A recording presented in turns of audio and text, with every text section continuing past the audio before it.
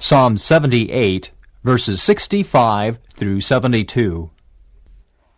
By any standards that you select, David is a great man. Oh, I know, we remember that David committed adultery, that he made a man drunk, he had the man murdered. We remember that. And he numbered the people one day. He shouldn't have done that, and as a result, 70,000 Israelites died.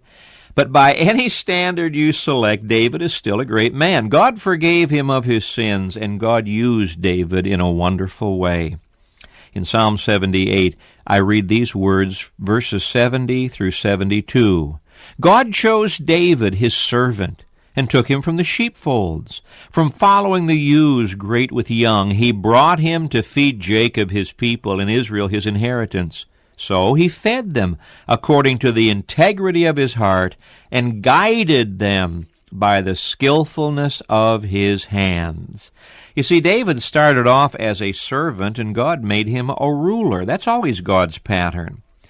There are those who make themselves leaders, and God's blessing is not upon them, but David had God's blessing. He started off as a servant, and then God made him a ruler. Why? He was faithful to do his job. That's what Jesus said. Well done, thou good and faithful servant. Thou hast been faithful over a few things. I'll make thee ruler over many things. Enter thou into the joy of thy Lord.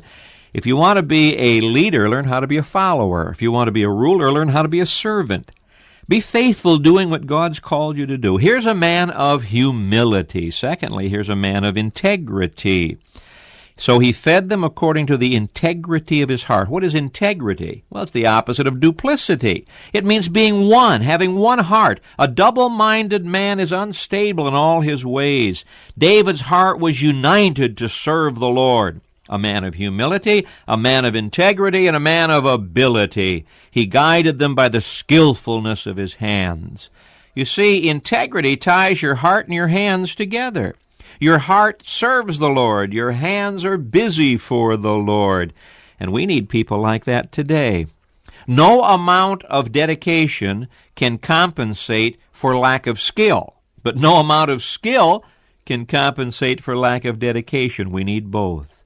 Let's be like David. Humility, integrity, ability. Let's dedicate it all to the Lord, and let's serve Him today. Serve Him today. Serve Him today.